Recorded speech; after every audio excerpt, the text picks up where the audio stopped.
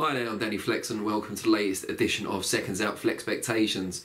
I'm here every Thursday at 4:30 PM to look ahead to the boxing action, usually over the weekend to come, and there is plenty going on this weekend, but I wanted to focus on the bigger story of the week, and it is in the future, although, you know, more of a distant one than the stuff going on Friday and Saturday.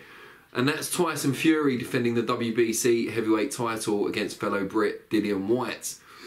The WBC this week finally installed Whyte as the mandatory challenger to Fury. Obviously they were going through some legal issues between the parties. I don't know if they've now been resolved, but Whyte has been installed formally as the mandatory challenger. The parties will now enter into a free negotiation period, which has been reported as 30 days, although they have been longer in the past. I know Fury's fight with Deontay Wilder, the second one, the negotiations were extended to sort out some issues between the teams, and I think the purse splits there were modified. And obviously the purse splits for Fury against Whyte has been talked about quite a lot. I know Fury's team were looking to have it changed from the usual, I think it's 55-45, because Whyte's the WBC interim champion rather than just the mandatory challenger.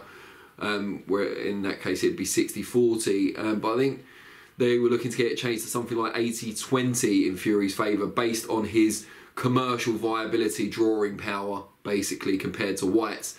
There are rules that state, I think you take the respective fighters' last three purses, and on average work out, you know, who deserves the biggest split.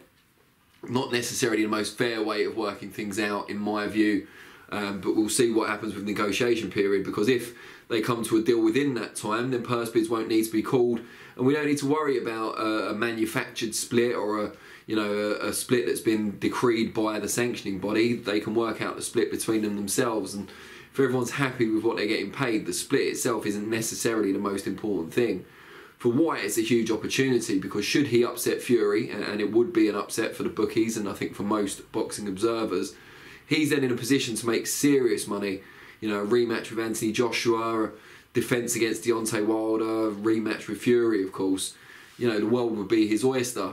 But this may be a case where, to an extent, his team will have to back their man and say, look, you know, we might not get the split we want this time around, but if he does the job, then, you know, he'll make a huge amount of money before the end of his career.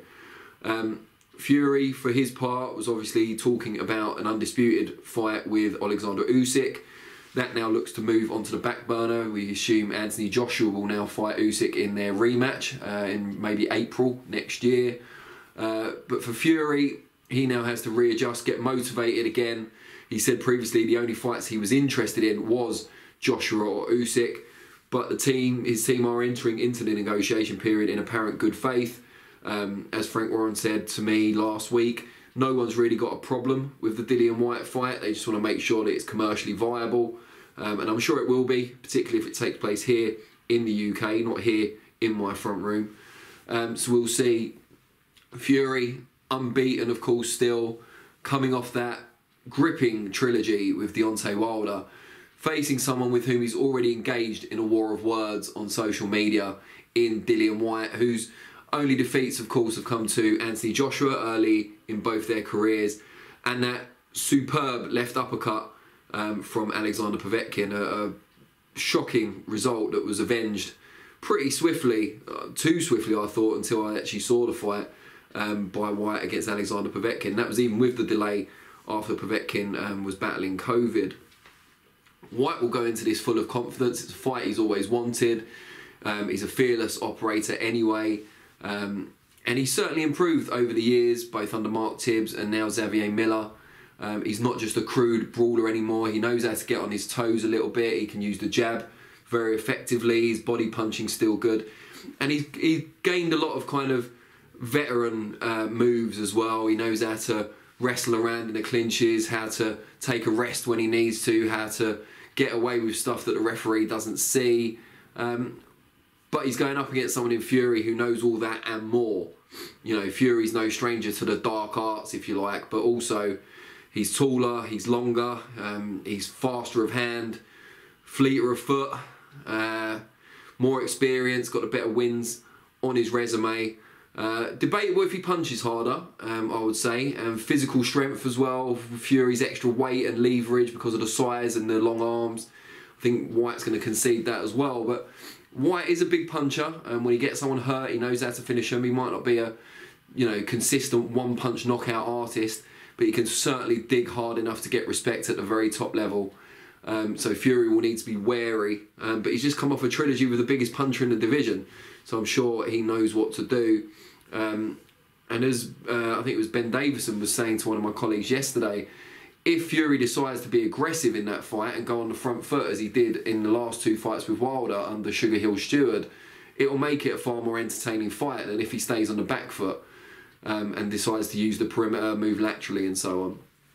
If he does that, you would expect him to win fairly comfortably, unless Whyte can cut the ring off a lot quicker than we've seen him do in the past and really take the fight to Fury, not give him a moment's rest, similar to what Otto Wallin did, but to an even greater level, because Wallin, of course, while he gave Fury all sorts of trouble, he didn't win the fight. On the cards, didn't even come close to winning the fight, it has to be said. So Whyte will have to either show that or hope that Fury engages him in a battle that's more suited to his style. Surely they're already working on game plans. They've wanted this Fury fight for a while. Similarly, Fury will know that Whyte's been waiting for his shot for some time.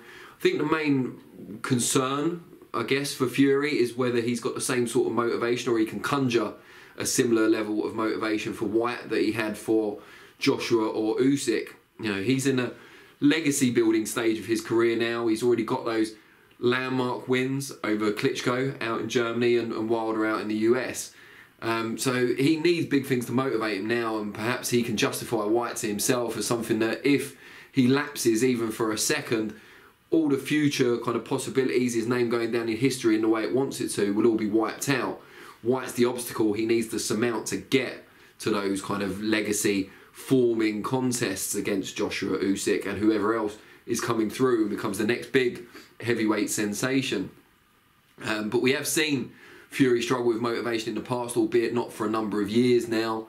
He always seems to be in the gym, so he'll be dedicated regardless. And we'll see. I hope the fight happens for a start. It's been ordered.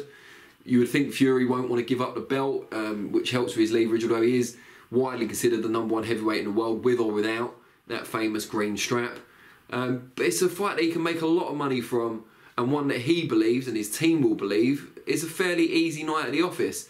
Now, Whyte will dispute that, of course, and he's got it all to gain. He's waited so long for his shot, as everyone's aware. He wasn't the mandatory for 1,000 days or whatever it was, but he was #1 in the WBC rankings for quite some time, and fighting top opposition as he was waiting for his shot, which eventually got him beaten by Povetkin, but then he avenged it immediately. And you can't ask for any more than that. He certainly deserves his chance.